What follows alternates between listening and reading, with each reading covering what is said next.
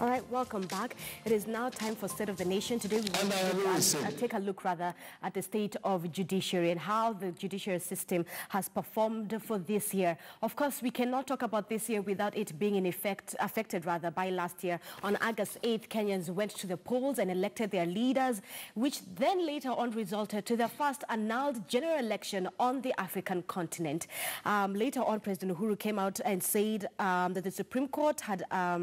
by the Supreme Court annulling the election, they were ignoring the will of the people. And then this famous quote happened, "We shall revisit," became one of the most popular sentences this year.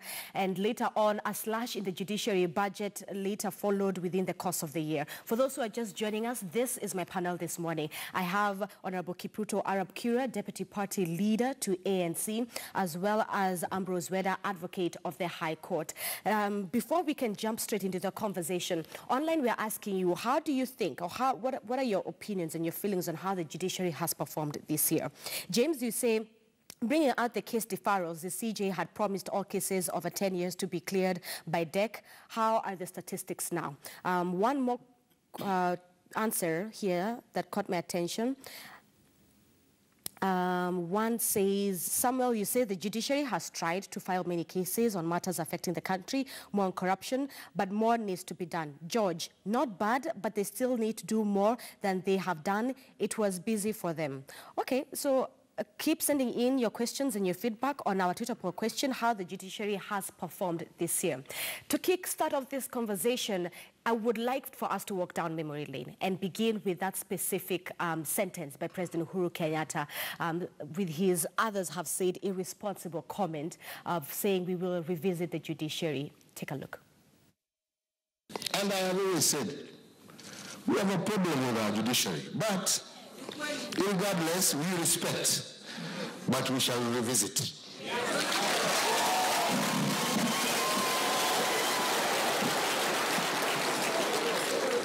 We shall respect, but we shall revisit this agenda.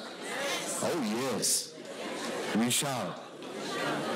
Therefore, we'll never agree to work in accordance with the whims and desires of the executive or parliament.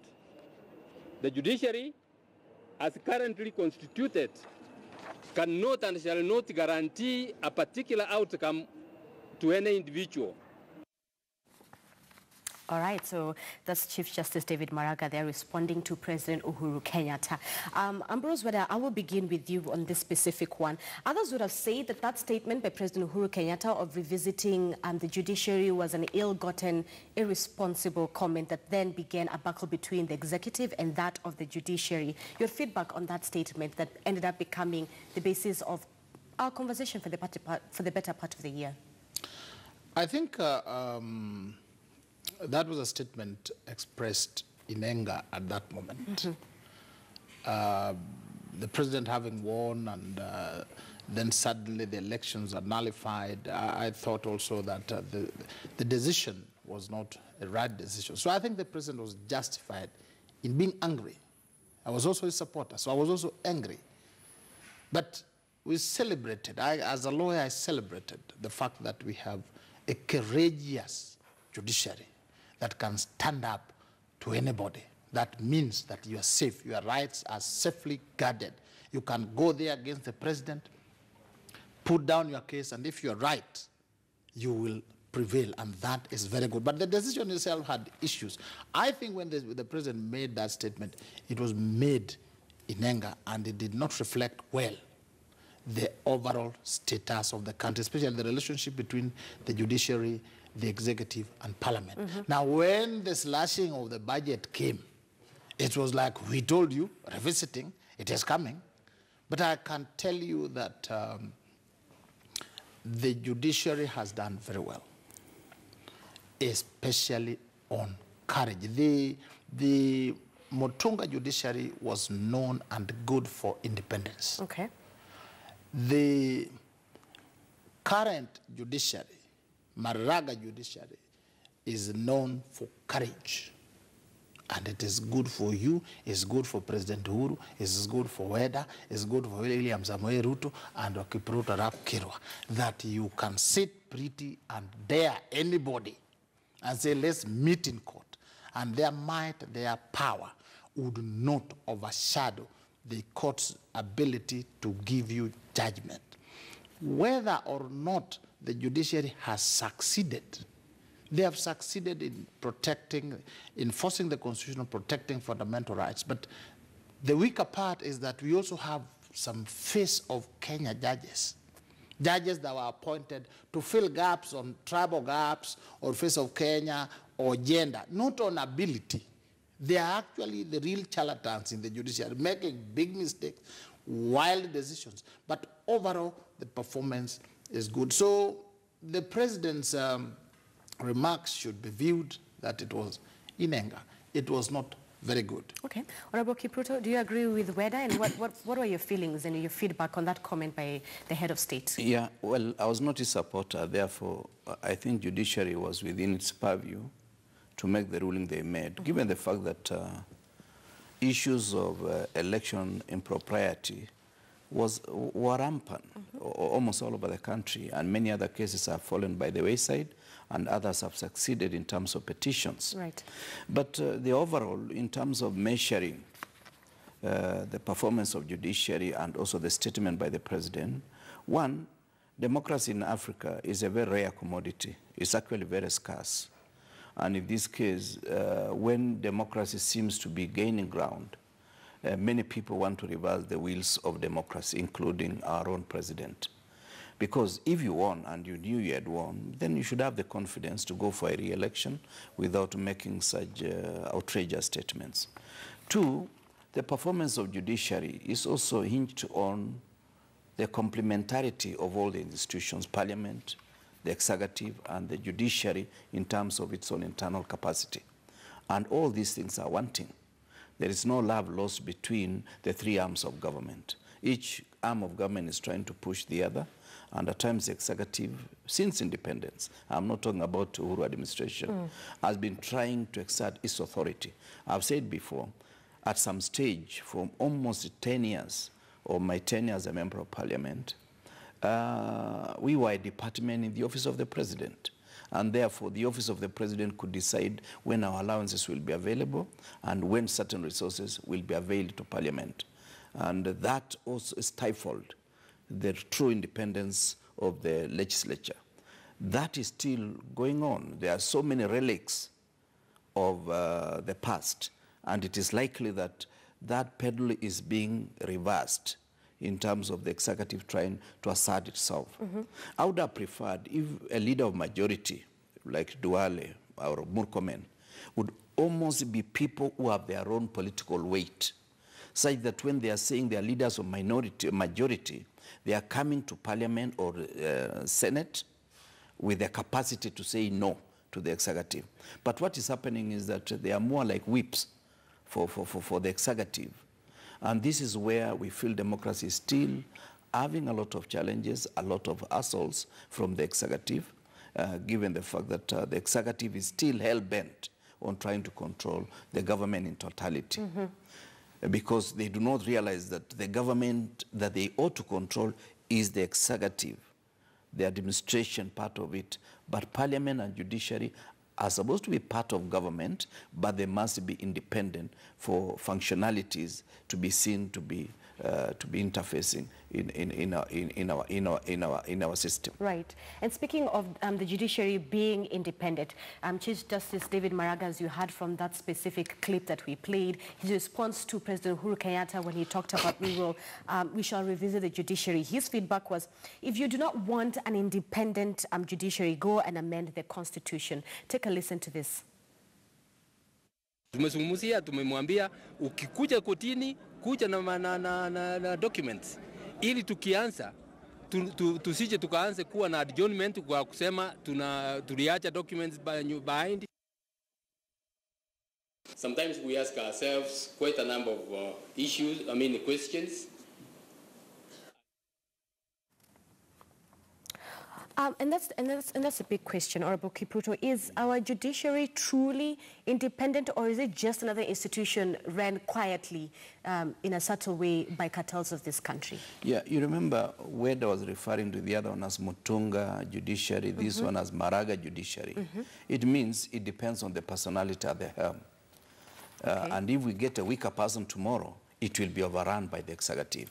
Because the executive has bad manners. When they're in trouble, they want the law to assist them to fix a situation. Right. And when they are in trouble, they are against the law, they want the judiciary to look the other way around and for the law to be flouted. And this is something that the framers of our constitution had in mind, that there must be true independence. Independence in terms of what? In terms of decision making, in terms of capacity building, and in terms of getting resources. That's why you charge whatever goes to judiciary on consolidated fund. It is not supposed to be money that is given to Rotich to dole to judiciary at whim, at the whim of a politician. But that is not happening today, and it's not likely to happen in the near future unless Kenyans are going to say, we've had enough of this. And that's why when it comes to really democracy, we are yet to get even close to 30% of what is supposed to be a democratic situation in a country such as ours. That is the worrying situation, and that is the worrying trend that is happening. I can say this without fear of contradiction, Zinzi, that if we allow this Jubilee administration another 5-10 years with the people that are the helm to succeed Uhuru, we are likely to get worse than when we had one-party system for 24 years of President Moi's rule. Because President Moi at least had a human face. He was also a Christian who was mellowed by Christianity. But some of these fellows, I don't know whether to call them thugs, but they are funny fellows who are likely to destroy this country. Yeah, even the impunity with which they are taking these loans. How can you move up to 62% of GDP, debt GDP ratio? In the last 5 years, when Kibaki, for 10 years, he was only borrowing, he borrowed 1.2 trillion.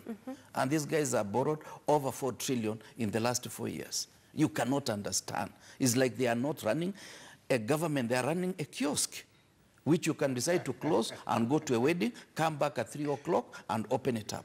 4 trillion and nothing to show for in Kenya. Nothing. Whether you're giggling, whether as a practicing advocate, this is your backyard. Do you feel as if the judiciary in Kenya is independent, or it's just, as I had mentioned, another institution quietly being led by cartels? And I love what Honorable Kipruto said. When it comes to the executive, when the other one's in trouble, they want the judiciary to favor them.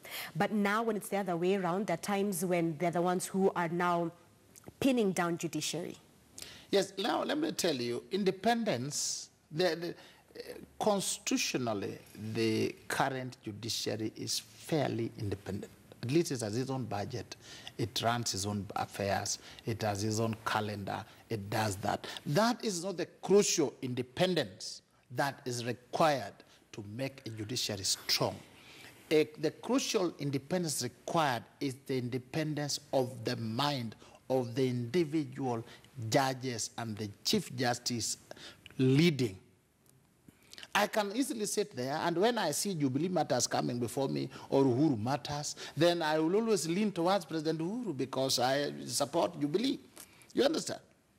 Somebody else will lean towards NASA or towards the handshake. When they see an application of the handshake, they are supporters of handshake, they deal with it. Now, independence requires people who will be firm and courageous and have fidelity to the law. That, at least, the judiciary has displayed ever since the Constitution 2010 came in, ever since Willie Mutunga came in, and now followed by Maraga. You may or may not like their decisions. I'm telling you, I did not like the nullification of the presidential. I didn't like it, both jurisprudentially and politically and socially and economically. But I admired, and I said on this forum, that the courage is good. It gives this country hope. All Kenyans should sit tight, accepting that you have a judiciary which will stand by you. So that independence is there. But it can easily go if the JSC gets the correct Chief Justice that will support the existing president or the incoming president.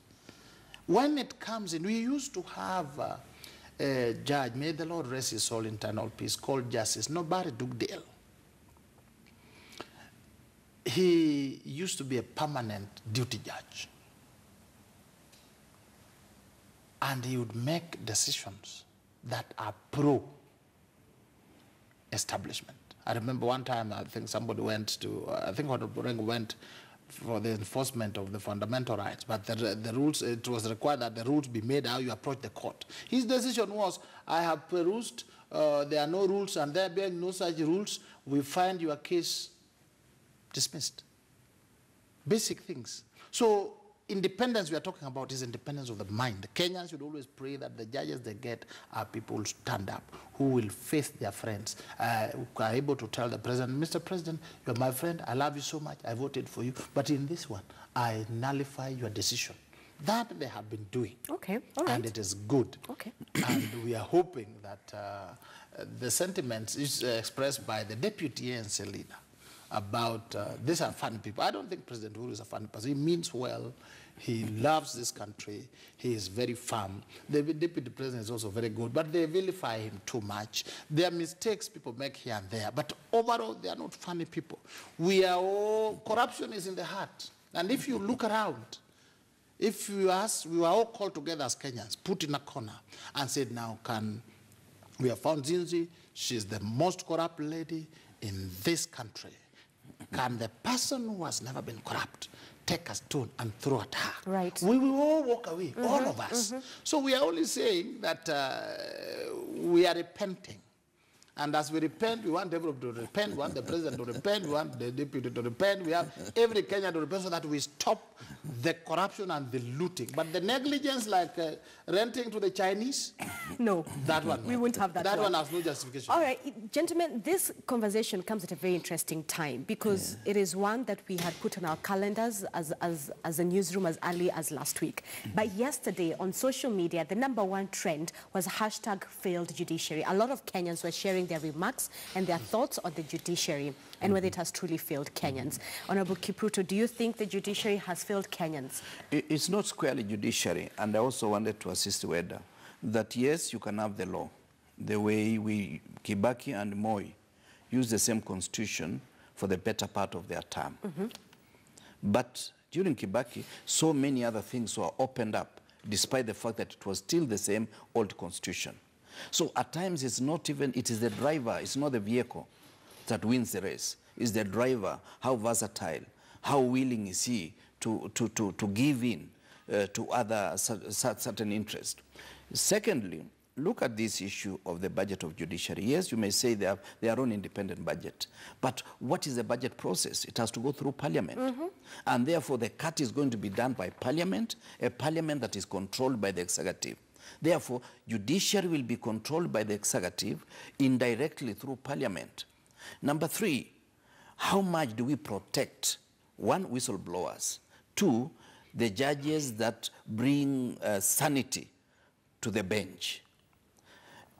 We do not have enough protection for those people, and therefore somebody is making a decision almost worried about their own lives, and therefore they risk not saying the truth because of that decision. Finally, this tired narrative, and this one, Mr. Weda, let's forget about it. The fact that people have been suspected of stealing in the past should not make us not say, yes, there is a lot of theft going on today. There is a tired narrative that is being created by hustlers for purposes of saying, yes, everybody has stolen, and therefore if I'm stealing and I'm getting you 10 million every Friday or every Sunday, therefore I'm a better thief. And this is something that we should forget as Kenyans because it's affecting all of us.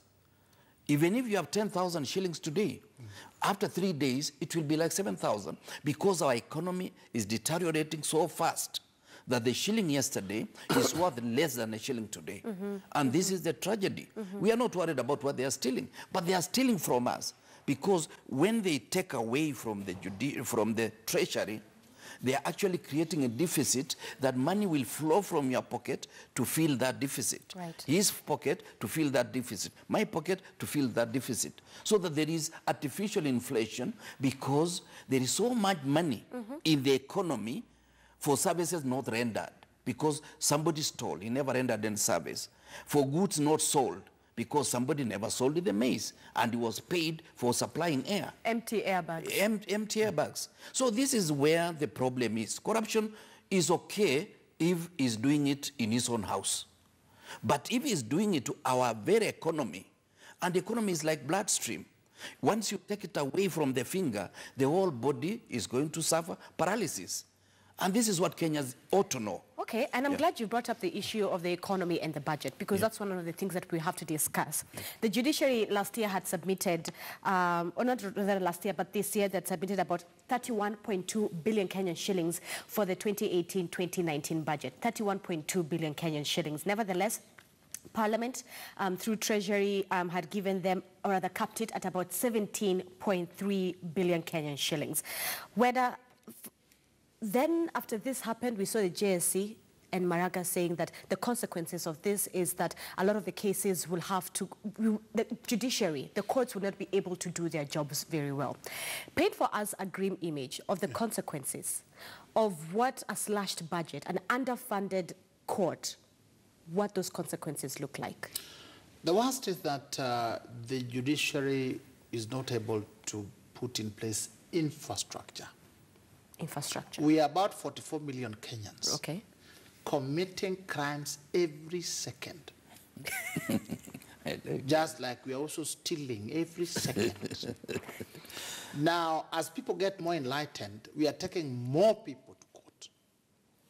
Therefore, the rate of expanding the infrastructure should also take into account the every second expansion. So this is crammed. That is why you hear cases will take years, because we need in this country, I think, 1,000 high court judges and about 3,000 subordinate court magistrates, so that a case can take 2 weeks to 3 months. You see, in America, people who did the Trump things, they are already being channeled, and they have been, a court process is finished. Here in Kenya, you can go round. Why? Because one judge is dealing with about 30 cases every day, different cases.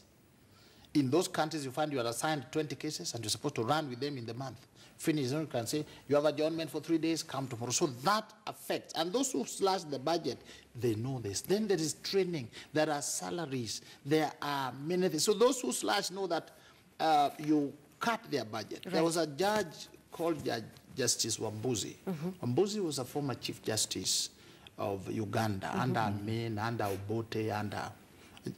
He came to address us at the Law Society conference in Mombasa last year. And he presented a paper on something on the pass, justice the pass, the pass and the sword. And the executive they control the pass, and they also control the sword. Therefore, the judiciary must find just a way, because if you are not controlling the pass, you're not controlling the sword, then Duale can come and clash with you. The president can say we are revisiting, and then now Maraga can just go to church and pray God, add us more money. But otherwise, they can actually bring you down. Honorable Kipruto, frustrate your efforts. Yes. That right there, frustrating the judiciary. Yes. When the budget was slashed, was that an ill-gotten, advised move by CS Rotich and his treasury team? Yeah, I think that was the beginning. That is where the rain started beating us. Because once you slash, the way Wedas put it very well, you are actually slashing the capacity to grow and also internal capacity to perform. Why am I saying that? There are many things that need to be done. And I think we need an elevated view of judiciary, ESCC, and DCI, so that the officers doing investigation are equally rewarded, or are rewarded in a way that others don't feel frustrated, because the human resource component in any case is very important. And you see, I'm seeing we are kneeling towards this NIS. You know, investigation and intelligence gathering are twin brothers, but they are fraternal twins. They are not the same, because investigation of necessity is looking for evidence to convict. The other one, intelligence gathering, is just getting information for you to know exactly what is the purview of the case. President Moy used to call it Bartok. Yeah, Bartok. Yeah, so you saw Bartok and evidence to convict a suspect are two different issues. And therefore, we need to spend more time doing effective investigation so that anybody who is suspected is brought to book and convicted. Also, we reduce the people who are being taken to court. You know, if you take 200 people to court and 180 of them are going to be released, the 20 who are convicted will look like they were just being cornered or they did not have capacity to run away. So what we need to do is that let us have few cases, but very effective. But very effective. And that you can do if there is communication among all the institutions and capacity building.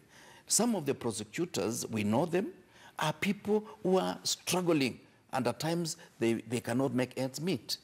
And others are doing very well. And speaking of within the same government. Yes, and speaking of effective communication for institutions, that leads me to my next question. The DPP, under Nordin, and the DCI, under Kinoti, that team, right now, one would say they are a bit frustrated, given that they come and they give the judiciary, or they go to court and they give this, and they give them clients, not rather clients, but cases of people and individuals who have committed economic crime. Then, only for these people who have stolen billions of Kenyans of shillings to get a cash bail of 2 million. Nevertheless, whether you'd correct me if I'm wrong, bail is a constitutional right, yes. But when you have an individual who has stolen, not 10 shillings, billions that are supposed to go into health, into education, into infrastructure, is then released on bail for 2 million? Without the benefit of being a lawyer, but just being a lawmaker and a lawbreaker almost at the same time, the issue is simple. By the time you say whether you've committed this crime, you must have credible evidence. Right. Don't come and say some files have been lost, this has been lost. It tells me that you are not serious. You are acting on emotions. You are not acting on credible evidence. Because the danger is that the more people you take to court and the more acquittals that are gotten, the less credible you look in the eyes of the public. That is where it ought to be. Number two, the problem with Kenya is that there is ego trip on these officers. Ego trip. Ego trip. Everybody is traveling on ego trip. They want to achieve as individuals. They don't want to achieve as teams. If they wanted to achieve as teams, information with DCI, information with DPP, information with AICC must be brought together in a way that there is synchrony, such that that information, once it's presented to a court of law, they have already tested.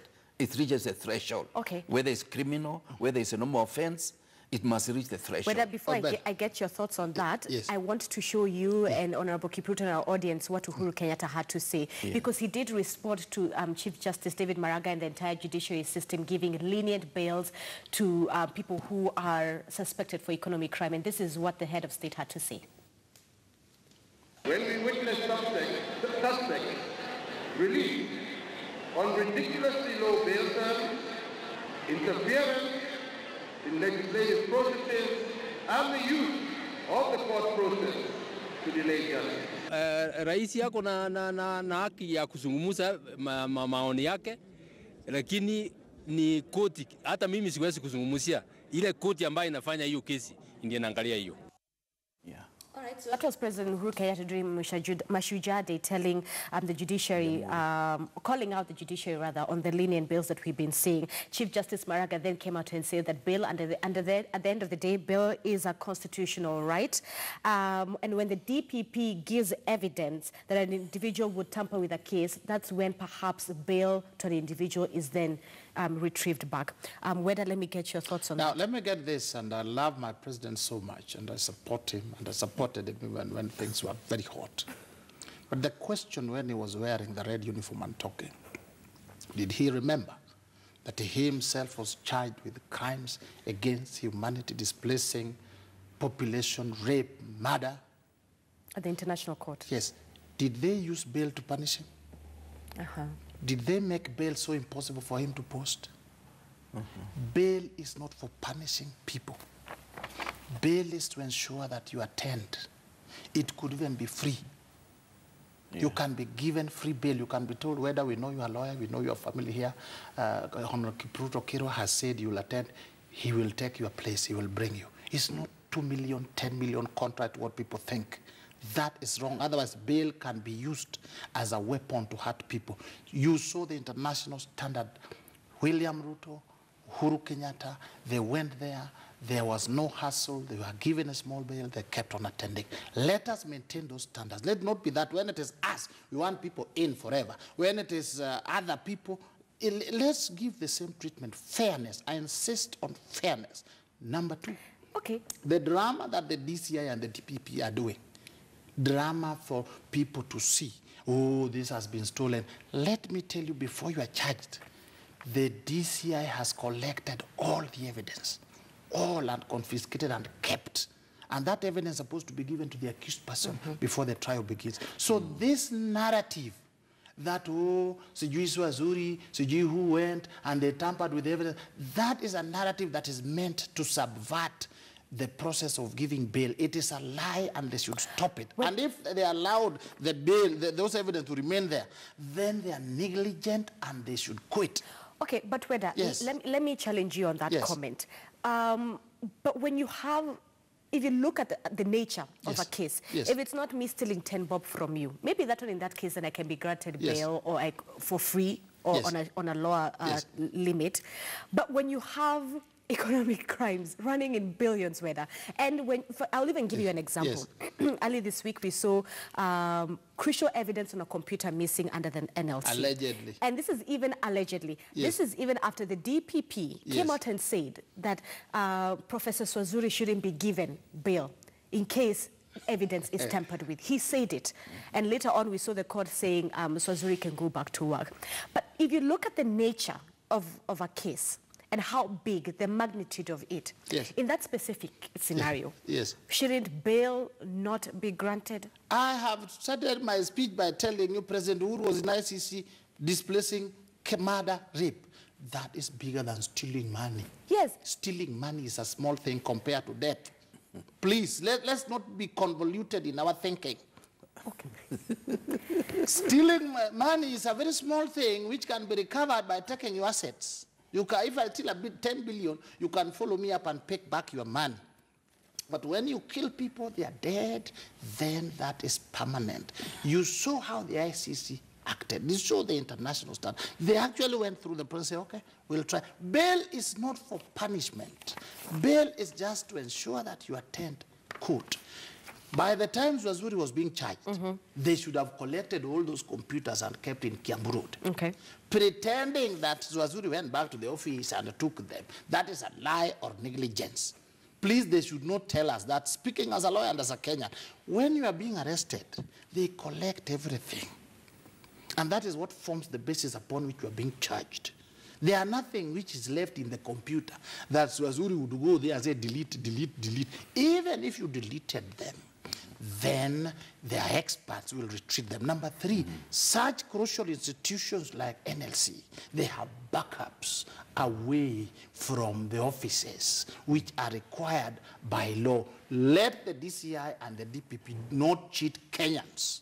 And if they are doing it, then they are negligent and they should get out. Gentlemen, before we even close off this conversation, we have to touch on DCJ Mwilu, because she was one of the biggest components for this year's under the judiciary. Critics would have come out to say that perhaps the DPP needs to drop this case on Mwilu, given the fact that for her, the only crime that she has committed is a tax penalty of 58,000 Kenyan shillings. Honorable Kipruto, do you think that the DPP should drop this case? Well, I do not want to give a simple answer, drop or not. The issue is that was the case well considered at the beginning? And my answer, without having the benefit of legal mind like Weda, is that it was ill-conceived because this issue could have been sorted out without creating all the drama that has been created. And now that it is where it is today, let us allow the wheels of justice to come to a logical conclusion so that she is exonerated of any wrongdoing or she is convicted if there is any trace of crime that she committed. Otherwise, it is wrong the way she's been taken to court. If it was to be dropped, people will start having so many answers, so many questions, and those questions will not be useful to our own integrity, because she's an officer of the court, and she's likely, given holding everything the same, to take over from Justice Maraga, given the age difference. And therefore, we need somebody without blemish, and she needs to be cleansed if she has no crime, or to be convicted if there is a crime. Right. Yeah. Whether you saw the group of your fellow colleagues, the advocates that came out to defend her, how is the DPP supposed to go against such a magnitude?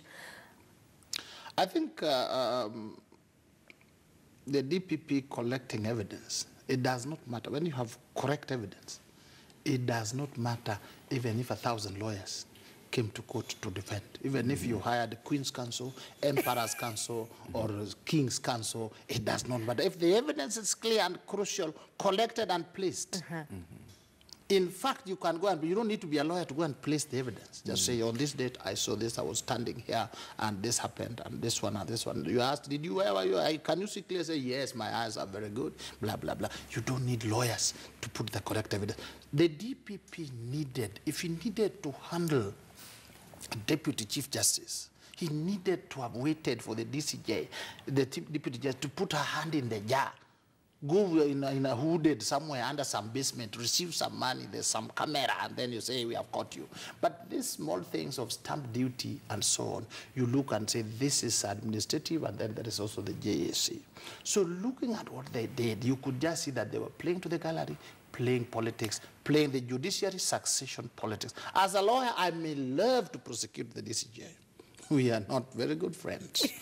But I would not love to see her going through this trauma when there is no meat in the allegations. All right. So back last year in 2017, the CJ gave a press briefing saying that the IG is not providing sufficient protection to the judges, and this is hindering them from doing or rather performing their job with excellence. So I'll give you one example. Judge Caroline Kime, she lost her daughter in the course of the year, who was kidnapped and later killed. We saw DCJ Mwilu's bodyguard shot. Whether I'll begin with you with this one.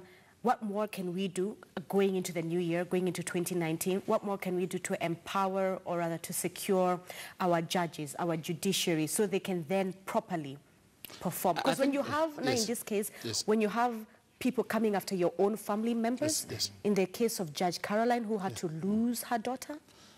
When you talk about Judge Caroline, you're actually going further. We used to have a chief magistrate called Babu Acheng. He was presiding on Court 1. Politics, all the criminals in the city would go before him. One day he was shot like a goat. So the threats are real.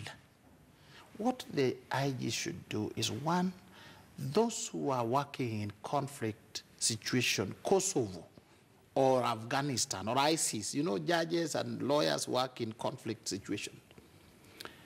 They should be trained on their own personal security, housing security, and then provided with security. All of them. All. Otherwise, they will be shot, their kids will be kidnapped, they will be hurt. So it is not just good enough to give the Chief Justice 10 cars and a horde of security. When the Chief Magistrate, who is jailing all the criminals, who is doing all the difficult things, the drug cases, is left hip-hopping in a matatu going to Kayole, because the salary also is not very big. He will, and then the children are going to some dingy school in a corner somewhere. Then they'll be kidnapped and killed. I think the IG should look at this if the fight against corruption is going to be dealt with. Otherwise, they'll also pick the money so that they improve their lives. True. Honorable Kipruto? Yes, it's also the question of what I feel exposure. You see, once the judiciary is seen not to be in sync with the government of the day, not to be in sync with other institutions of state, they feel more and they actually get more exposed. It is not even about the physical security. It is the psychological security that should be provided to them. Right. And the public to realize that these are people who are properly secure. Otherwise, if they are exposed, you see, I look at it, this issue of impunity is traveling very fast. I saw some guy in a small tuk-tuk stoning two askaris and almost turning the tuk-tuk almost to overrun one of the askaris. You see, when officers of state are now assaulted by Raia, it tells you our society is breaking down. Right. What we need to do is to shed all bad manners and come back, ask ourselves, where did we go wrong? We need to build a country that we respect each other. I don't need 10 security men. I just need the confidence that when I'm in the street, you're safe. I'm safe. Gentlemen, before we close off this conversation, the Supreme Court of Kenya on Friday is set to make 13 election petitions on Friday. Honorable Kipruto, I'll start with you as we close off. 13 of these petitions from the election. What are your expectations? Well, on the scales of 1 to 10, I have a feeling that it will be 50-50. Okay. Some will be in favor of the petitioners, and some will be in favor of the what do you call them, the plaintiffs. The petitioner, the respondents. And the respondents, yes. Yeah, some in favor of the respondents. But as I close, let me also wish you a Merry Christmas, and all Kenyans, Merry Christmas and a happy, prosperous 2019, with the hope that we'll have shed all our bad manners this year. Kipruto, because of that music, can you say it in 30 seconds? Let me just wish Kenyans a Merry Christmas. Please don't travel and use all the money in January. We are taking children to school. Also, let's not leave brilliant kids, even if they are not ours. Let's take them to school. The person who was the cure for cancer is one of those children. Please educate them. Thank you so much. And thank you for always coming throughout this entire year and supporting Morning Express. We really appreciate you. Asante. Honorable Kipruto Arap-Kure, Deputy Party Leader to ANC, as well as Ambrose Weda, Advocate of the High Court. Let's take a quick commercial break to sort of digest this conversation that we've had. And when we come back, it's that other conversation that I promised you. Polygamy in Kenya. We'll be having that conversation on Black and White today. We'll be right back.